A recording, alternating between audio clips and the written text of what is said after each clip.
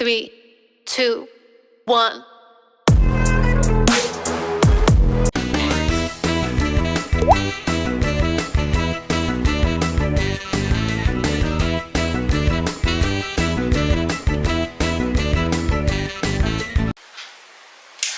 हरिओम दोस्तों, मैं हूँ yoga and naturopathy diet consultant nutritionist Yashwant गिरा से आप सभी का yoga with Yashwant YouTube channel पे हार्दिक स्वागत करता हूँ। आज हम हमेशा की तरह एक नया प्राणायाम लेके आए हैं। प्राणायाम का नाम है अनुलोम विलोम प्राणायाम। इसे अल्टरनेट ब्रीदिंग टेक्निक भी बोला जाता है। अनुलोम विलोम प्राणायाम ये एक प्रकार की ब्रीदिंग एक्सरसाइज है जो बहुत ही ज्यादा इफेक्टिव है आपके लंग्स रिलेटेड प्रॉब्लम को सॉल्व करने के लिए, आपके मन को शांत करने के लिए, स्ट्रेस को कम करने के लिए, और इसके अलावा भी इसके कई सारे बेनिफिट्स है। वो सारे आज हम इस वीडियो में देखने वाले हैं।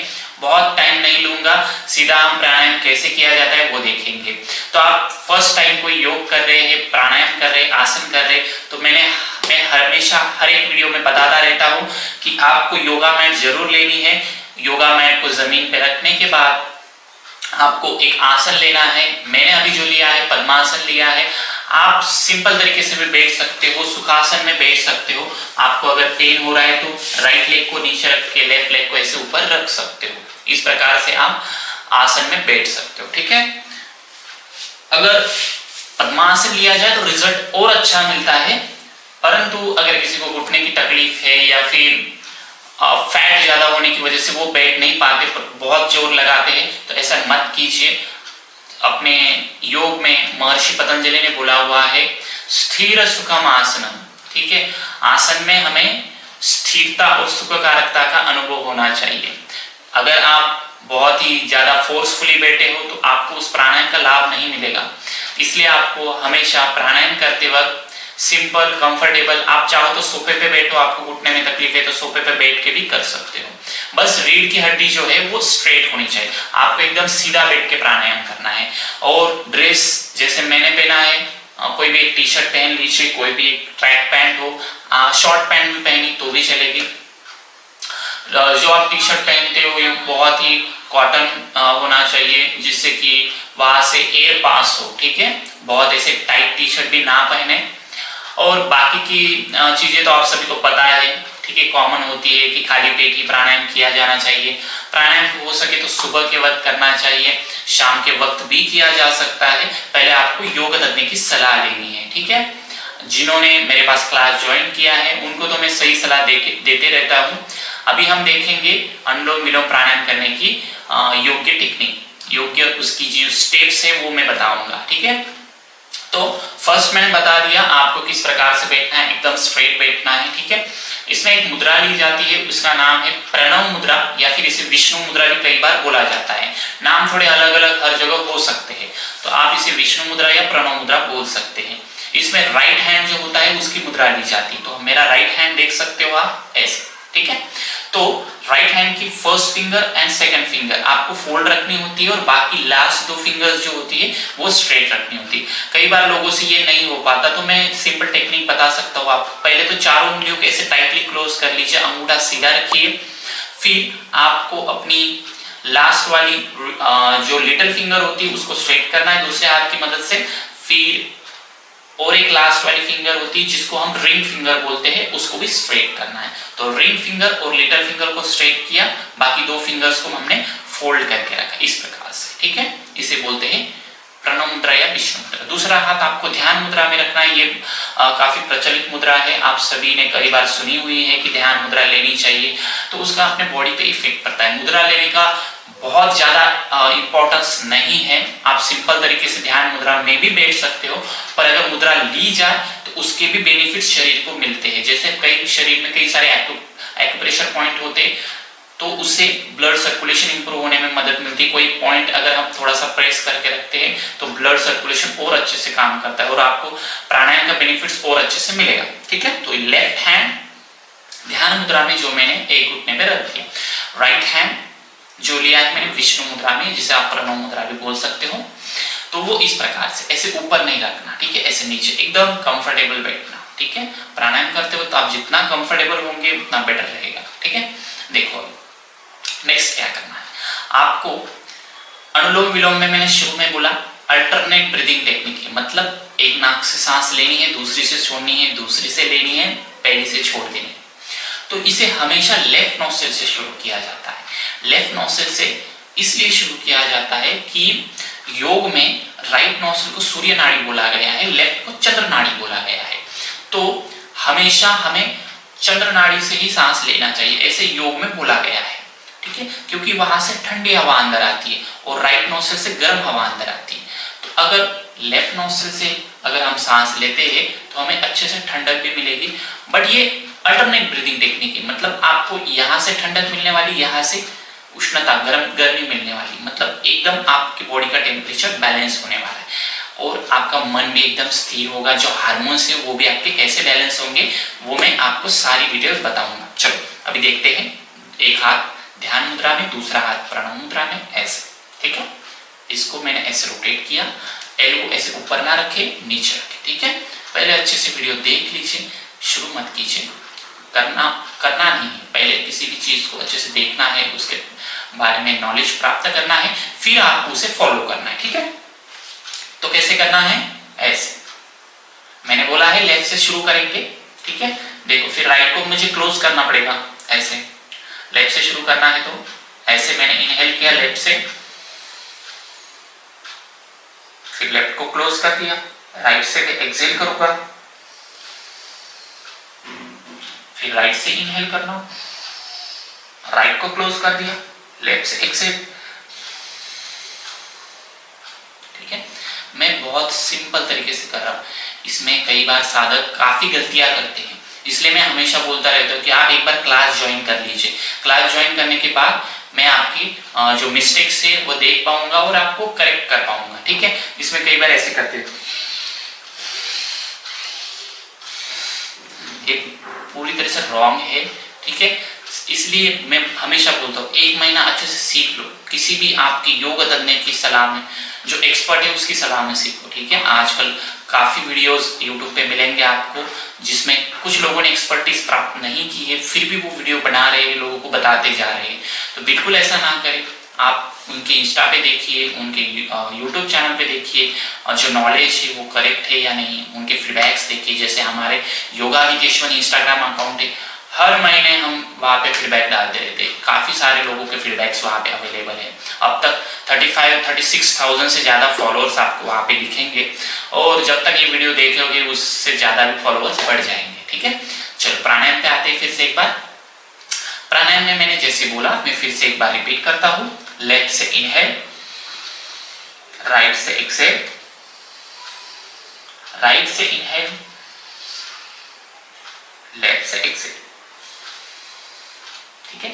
इसी को रिपीट करते रहना, ये एक साइकिल मैंने करके दिखा है, इस साइकिल को आप रिपीट करते रहोगे और जैसे जैसे आप इसका टाइमिंग बढ़ाते जाओगे, इसमें गति को कोई महत्व नहीं है। आप अगर बोल रहे होगे कि इसमें हम गति बढ़ाएंगे तो और ज्यादा अच्छा रिजल्ट मिलेगा, बिल्कुल नहीं। इस प्राणायाम में गति को महत्व नहीं है। इस प्राणायाम में आप जितना शांत कर पाते हो शरीर को, जितना स्लोली प्राणायाम करते हो, उसको ज्यादा महत्व दिया गया है। और चेहरे के एक्सप्रेशन भी वैसे ही होने चाहिए। आप ज्यादा बहुत स्ट्रेस में हो, ऐसे कर रहे हो, नहीं, आप जितना रिलैक्स रहोगे और आंखें भी बंद करनी होती है। अभी मैं आपको सिखा रहा हूँ, इसलिए मैंने आंखें ओपन रखी है, पर एक्चुअल में इसमें आंखें ऐसे बंद करनी होती कोमलता से, नहीं तो कुछ लोग ऐसे टाइटली बंद कर देते।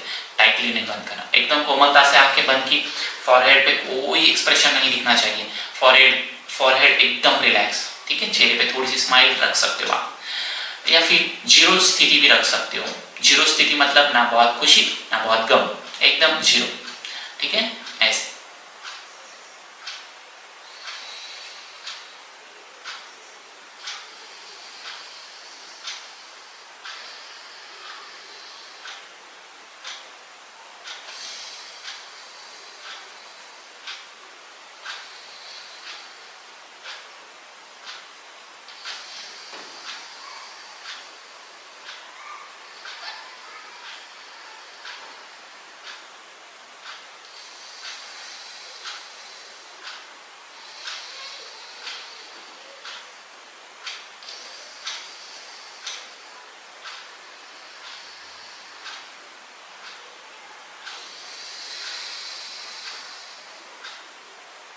और अभी मुझे रोकना है तो मैं लेफ्ट नोस्ट्रिल से प्राणायाम को छोड़ने वाला हूँ, मतलब लेफ्ट नोस्ट्रल से एक्सेल करने वाला हूँ, सांस को बाहर छोड़ने वाला हूँ, फिर मैं प्राणायाम रोकूंगा और धीरे से अपने आंखों को ओपन करूंगा। ठीक है, ये प्रॉपर टेक्निक होती है।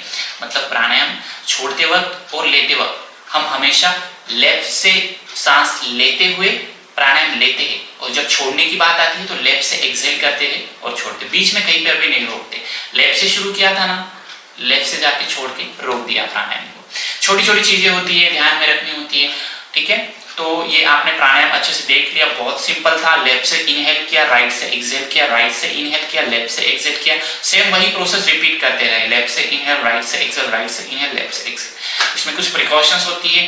कई बार आपने अभी देखा कि आप अगर खुद भी करोगे ना तो आप ज्यादा वक्त तक नहीं कर पाओगे, आपको आदत नहीं होती, तो आपको इसकी आदत डालनी है, धीरे धीरे पड़ेगी। ठीक है, तो आपकी जो बीमारी है, तो कोई भी हो, मानसिक बीमारी हो, शारीरिक बीमारी हो, तो वो बीमारी प्राणायाम से जल्दी कम होती है। ठीक है, एक टाइम आसन आपको देर से रिजल्ट देगा, पर प्राणायाम इंस्टेंट रिजल्ट देता है, इसलिए प्राणायाम को ज्यादा महत्व दिया गया है। हर कोई बोलता है प्राणायाम करो, ब्रीदिंग एक्सरसाइज करो। कोरोना में तो कितने लोगों ने बोला ब्रीदिंग एक्सरसाइज करो, क्योंकि कोरोना में काफी लोगों को ऑक्सीजन लेवल कमी की प्रॉब्लम आ रही थी। ठीक है, एंजाइटी हो जाती थी, लोग आसपास काफी लोगों की डेथ हो रही थी, तो इस वजह से वो भी डर जाते थे। बीपी वाले पेशेंट तो काफी जल्दी डरते थे। तो बीपी के प्रॉब्लम आपको कभी नहीं होगा, आपके घर में कोई जेनेटिक प्रॉब्लम है वो भी नहीं होगी। ठीक है, इसके बेनिफिट्स मैं बताऊंगा, उससे पहले मैं थोड़ा प्रिकॉशन बता देता हूँ। रीढ़ की हड्डी हमेशा सीधा रखने की कोशिश करो, पर मैं साधकों को हमेशा सलाह देता रहता हूँ कि आप अगर सीधा नहीं बैठ पाते तो कोई सपोर्ट ले लो। अभी मेरे पीछे वॉल का सपोर्ट है, आप अगर वॉल का सपोर्ट लेके भी बैठते हो तो भी चलेगा, कोई प्रॉब्लम नहीं। आप ऐसे नहीं बैठ पाते, आप पैरों को सीधा कर लो, कोई टेंशन नहीं। मतलब किसी को तकलीफ होती है, सर ऐसे भी नहीं बैठ पाते, पैरों को फोल्ड भी नहीं कर पाते, तो सीधा बैठ के भी किया जा सकता है। ठीक है, मैं एक बार करके दिखाता हूँ। तो आप ऐसे पैरों को सीधा रख के, ऐसे वॉल का सपोर्ट लेके भी इस प्रकार से हाथ रख के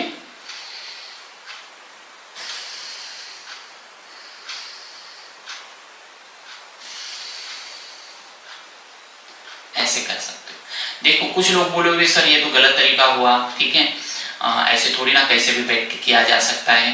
तो हाँ, आपको लगता है ये गलत तरीका हुआ, बट कुछ भी ना करने से अच्छा है कुछ किया जाए।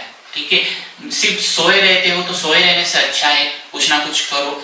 हमेशा हर एक व्यक्ति स्वस्थ नहीं रहता, किसी के पैरों में दिक्कत होती तो उनको हम पैर सीधे रखने के लिए बोलते हैं। ठीक है, कोई तो बैठ ही नहीं पाता तो उसको हम बोलते हैं कि चेयर पे बैठो, सोफे पे बैठो। ठीक है, तो करवाना है तो कुछ ना कुछ तो हमें जुगाड़ लगाना पड़ेगा। ठीक है, सही तरीका ढूंढना पड़ेगा।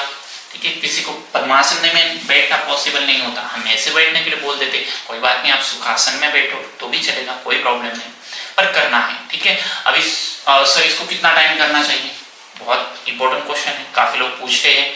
देखो, इसको लिमिट 1 से 2 घंटे तक दी गई है। ठीक है, लिमिट दी गई है, 1 से 2 घंटा आसानी से लोग कर लेते हैं। जिन्हें बहुत ज्यादा स्ट्रेस होता है, एंजाइटी का इश्यू होता है, हार्मोनल इम्बैलेंस होता है, माइग्रेन की समस्या होती है, नसों की कोई प्रॉब्लम होती है, उन्हें हम हमेशा बोलते हैं कि आप 1-2 घंटा डेली करो, 100% आपको 7 ही दिन में इसका रिजल्ट दिखने लगेगा, सिर्फ 7 दिन में। ठीक है, मिनिमम लोग कितना कर सकते हैं, मिनिमम कोशिश करो कि 5, 10, 15 मिनट करने की मिनिमम। ठीक है, धीरे धीरे काउंटिंग बढ़ा सकते हो। कई बार हम बीच में रुक जाते हैं तो कोशिश करो फिर से शुरू करो।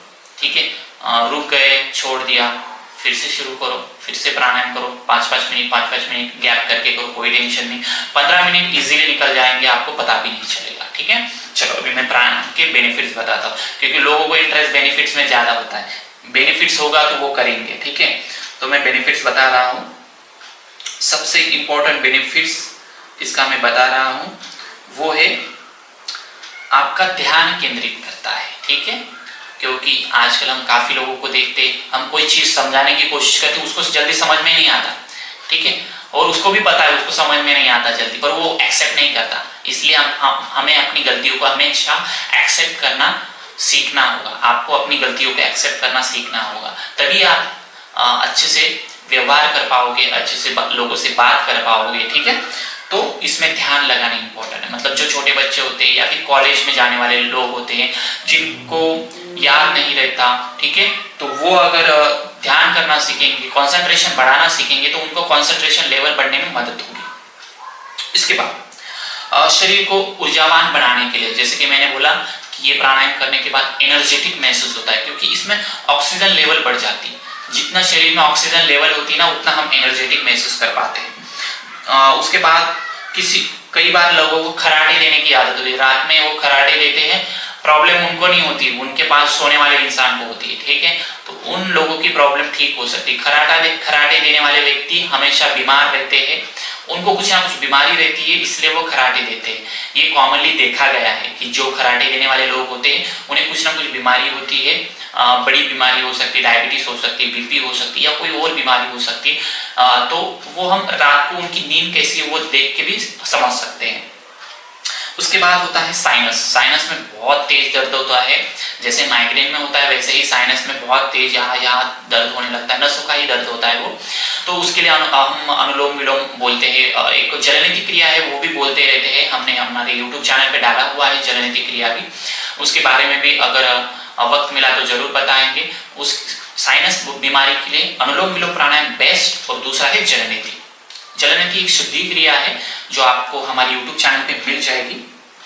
उसके बाद इससे डाइजेशन इंप्रूव होता है, पाचन सिस्टम इंप्रूव होती है। मतलब कई बार लोग बोलते हैं सर खाना खाते हैं पर ऐसे इंडाइजेशन सा लगता है, ऐसा लगता है कि डाइजेस्ट नहीं हुआ, खट्टी डगारें आने लगती है, ठीक है, ऐसा सांस लेने में दिक्कत होने लगती है, ठीक है, घबराया हुआ जैसा लगता है। तो ये प्रॉब्लम क्या है, ये आपको अपचन की समस्या हो गई है, डरने की बात नहीं होती। थोड़ा सा वॉक कर लिया करो या फिर इस प्राणायाम का अभ्यास किया करो, वो प्रॉब्लम सॉल्व हो जाएगी, ठीक है। नेक्स्ट है बीपी की समस्या, लो बीपी हो, हाई बीपी हो, ये सबके लिए बेस्ट है प्राणायाम, ठीक है। इसके बाद डिप्रेशन, एंजाइटी, जो हम हमेशा बोलते हैं लोगों को, हर एक व्यक्ति को रहती है, ठीक है। ऐसा मत समझना कि ये डिप्रेशन में नहीं है, वो नहीं है, हर एक व्यक्ति कुछ कहीं ना कहीं थोड़ा थोड़ा स्ट्रेस में रहता है, व्यवहारिक जीवन में या फिर लाइफस्टाइल में ऐसे उनके उतार चढ़ाव आता रहता है जीवन में।